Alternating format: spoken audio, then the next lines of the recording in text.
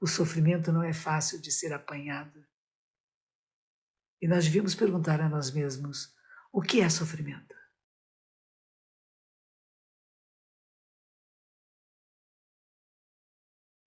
Primeiro, a reflexão que o corpo não é puro. O segundo é a reflexão de que o sentimento é sofrimento. O terceiro é a reflexão de que a mente é sem constância.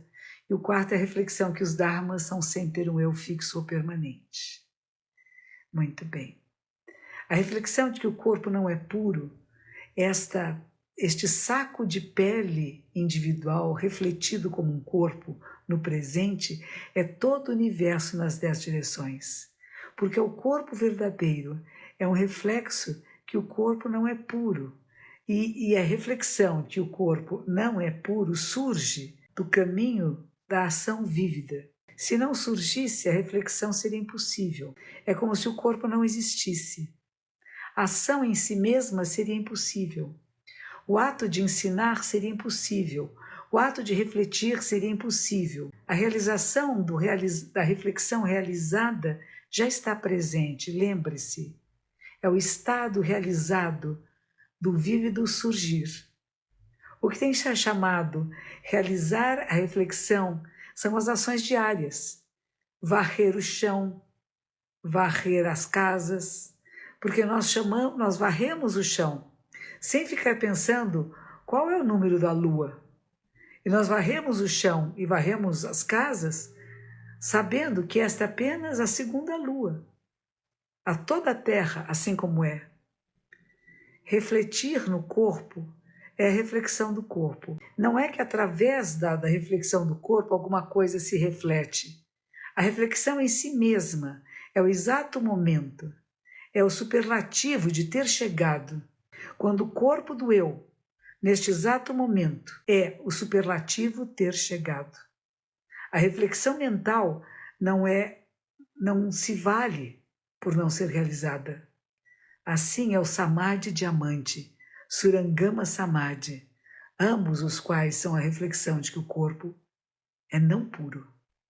Em geral, o princípio de ver a estrela brilhante no meio da noite é expresso como a reflexão de que o corpo é não puro. Não é uma questão relativa de pureza ou impureza. O corpo atual é não puro. Este corpo real é não puro. Aprendendo a prática desta forma, quando demônios se tornam Budas, eles utilizam o demônio de perder o demônio e se tornam Budas. Quando Budas se tornam Budas, eles utilizam Buda com o objetivo de ser Buda e se tornam Budas. Quando os seres humanos se tornam Budas, utilizam o ser humano para regular o ser humano e se tornar Buda. Nós deveríamos investigar a verdade de forma que, através da existência, da utilização de si mesmo. É como um método de lavar um manto, por exemplo. A água se suja pelo manto e o manto é permeado pela água. Quer nós usemos esta água e continuemos em lavar ou mudar esta água e continuemos lavando, nós ainda estamos usando água, ainda estamos lavando o manto. Em lavá-lo uma vez, em lavá-lo uma segunda vez, pode não parecer limpo ainda. Não vacile. Quando toda a água é usada, nós carregamos com outra água. Quando o manto está limpo, nós carregamos e continuamos lavando o manto. Para a água, nós usamos muitas espécies de água, todas as sortes que são adequadas para lavar um manto. Nós podemos investigar a verdade se a água é impura. E nós sabemos que pode haver peixes. Para os mantos, todas as férteis de mantos precisam ser lavados. Através do esforço como este, a realidade de lavar o manto é realizada. E ao mesmo tempo vemos o que é a pureza. O ponto aqui é que é permeado o manto com água não significa necessariamente o objetivo original. E sujar a água com o manto não é o objetivo original. É usar a água suja para lavar o manto, que é o objetivo original de lavar o manto, que existe. Existem métodos de lavar o manto e métodos de lavar as coisas, usando fogo, vento, solo, água, espaço. E há métodos de lavar e limpar a terra, a água, o fogo, o vento e o espaço, usando terra, água, fogo, vento e espaço. O ponto da reflexão presente de que o corpo é não puro é dessa forma. E é nesta base que a totalidade do corpo, a totalidade da reflexão e a totalidade de não ser puro são apenas o manto no qual a mãe dá nascimento. É a oqueça, e não é a oqueça no qual a mãe dá nascimento. Budas ancestrais nunca usam. Como podia Sanavassa ser o único a usá-la? Nós deveríamos cuidadosamente aplicar nossas mentes a essa verdade, aprendendo na prática e perfeitamente realizá-lo. É bem interessante porque todos esses textos de Mestre Dogen, ele falam de uma porção de outras coisas que quem não está acostumado com a linguagem budista e com as histórias de Buda, com as histórias do Zen, ficam meio perdidos, né? Mas é importante notar, ele fala de personagens, de maneira de lavar as coisas, né? Utilizando aquilo que temos para lavar. É interessante, quando eu estive na Índia, nós tivemos num ashram e para lavar os pratos depois tinha cinzas. Em vez de ter sabão, tinha um potinho com cinzas que você jogava para lavar, né? E as buchas naturais, nessas buchas que tem no mar. É interessante isso, porque Dogen fala de você lavar o manto com cinzas. Nós podemos usar qualquer coisa para lavar qualquer coisa. Como é que nós purificamos aquilo que nunca é maculado? A reflexão de que sentimento é sofrimento. Sofrimento é sentimento. Não é nem o seu, nem de dentro nem de fora. Não é tangível nem intangível. É o sentimento do corpo vivo, o sofrimento de um corpo vivo. Isso significa limpar o arroz e os melões que são trocados pelas raízes amargas, que são amargas a pele, a carne, ossos e medula, amargas a mente consciente, a mente inconsciente, assim por diante. Poderes místicos, prática e experiência, que são um passo ascendente. Poderes místicos que surgem de todas as correntes e correntezas, de todas as raízes.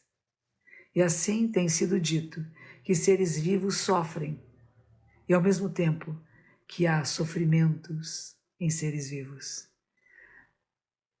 Seres vivos estão além do eu e além dos outros, e ao mesmo tempo há sofrimento. Seres vivos sofrendo. No final é impossível enganar os outros. Através da doçura dos melões, que são completamente doces até as suas raízes, e das amargas formas, frutos que são totalmente amargos até o fim de suas raízes. O sofrimento não é fácil de ser apanhado. E nós devíamos perguntar a nós mesmos, o que é sofrimento? A reflexão que a mente é sem constância. O Buda eterno Sokei disse, aquilo sem constância é a natureza Buda. Assim, a não constância, compreendida por vários seres, é sempre a natureza Buda. O grande mestre Yoka Shinkaku diz, ações são não constância, tudo é vazio, assim como a grande e profunda realização do Tathagata. É um epíteto de Buda, né? A presente reflexão de que a mente é não constante é em si mesma a grande e redonda, completa realização do Tathagata. E é como a grande e total realização. Mente, mesmo que nós entendemos não refletir, segue o mundo externo completamente. Assim sendo, onde há mente também há reflexão. Em geral, chegar à suprema verdade de Bodhi da iluminação, a realização da suprema verdade, o estado equilibrado, é apenas não constância, e é a reflexão da mente. A mente não é necessariamente constante, porque ela vai além das 4 linhas e transcende as centenas das negações. As paredes, os muros, os tijolos, os pedregulhos, as pedras, grandes e pequenas, são a própria mente, e são não constância em si mesmas. e são a própria reflexão. A reflexão de que todos os dharmas são sem um eu. O longo é um longo corpo dharma e o curto é um curto corpo dharma, porque eles são um estado realizado da atividade vigorosa, são sem um eu. Um cão é a natureza Buda como sendo sem, e um cão é a natureza Buda como a existência. Todos os seres vivos são sem a natureza Buda. Todas as instâncias da natureza Buda são sem seres vivos. Todos os Budas são sem seres vivos. Todos os Budas são sem Budas. Sem, né, de SN. Todas as instâncias da natureza Buda são sem a natureza Buda. Todos os seres vivos são sem seres vivos. Porque assim como nós aprendemos que todos os dharmas são sem todos os dharmas. Uma reflexão dos dharmas são sem um eu. Lembre-se, é desabrochando livremente de todo o corpo do alto emaranhado. Shakyamuni Buda disse: todos os Budas e Bodhisattvas descansam neste ensinamento para sempre e o consideram como útero sagrado. Assim, todos os Budas e Bodhisattvas têm considerado esses 4 estágios de plena atenção como útero sagrado.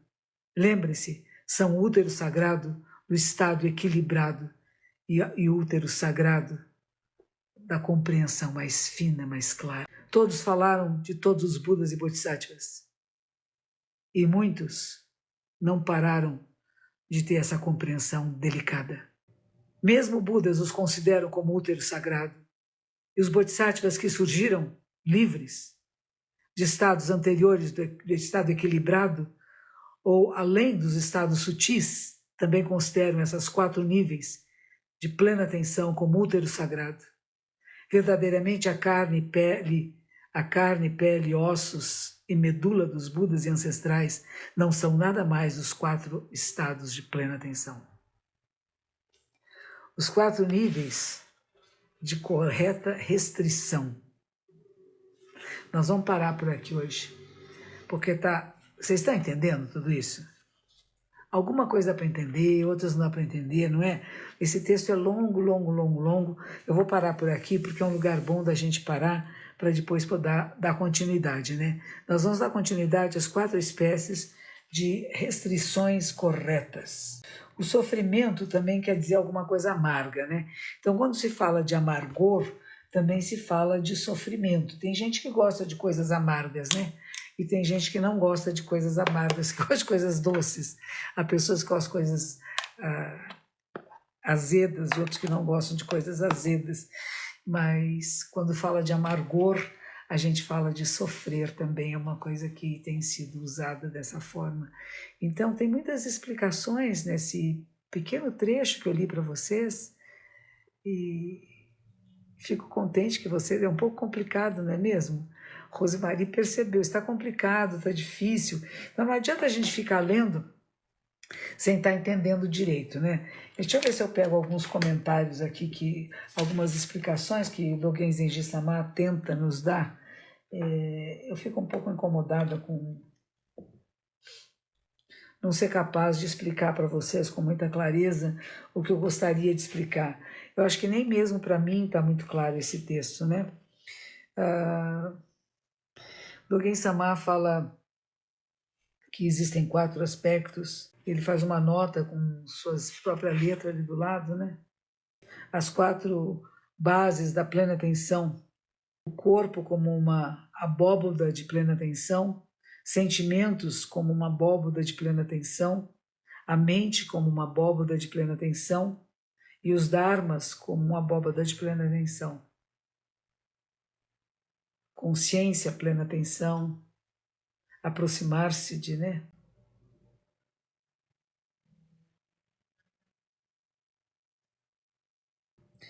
Uma vez o mestre se chega, está varrendo, e o outro chega e diz: nossa, que trabalho duro você está fazendo. E ele diz: você deve saber que existe alguém que não trabalha tão duro assim. E o outro responde: nesse caso, a segunda lua está presente. O mestre segura a vassoura pelo lado oposto e diz: que número de lua é esta? O Issan faz uma reverência e sai. E Genshi Shibi diz: esta foi apenas a segunda lua. Lembra que o tempo todo era mascado pelas luas? É Shobogenzo, de Mestre Dogen. O livro se chama Shobogenzo, Ouro Tesouro do Verdadeiro Dharma. É interessante, sabe? Tem professores mais especializados do que eu para ler o Shobogenzo. Geralmente a gente diz que levam-se muitos anos para que um professor possa dar palestra sobre o Shobogenzo. Geralmente um noviço, um novato não faz isto. É uma coisa que é feita depois de muitos anos de estudo, de pesquisa, de vários textos seguidos, de ouvir vários professores diferentes, de pontos de vista, análises diferentes, né? Porque são textos medievais do século XIII, gente. E as analogias e as ligações que Dogen Zenji Sama faz, que a gente fica meio no ar assim, a gente fica no ar porque a gente não é dessa época, né? E se a gente não vê os comentários dos vários grandes mestres, muitos, quase todos fizeram comentários, né? Yogo Orochi sempre nos lia o Shobogenzo, era o que ele fazia quando ele vinha fazer retiros no templo, né?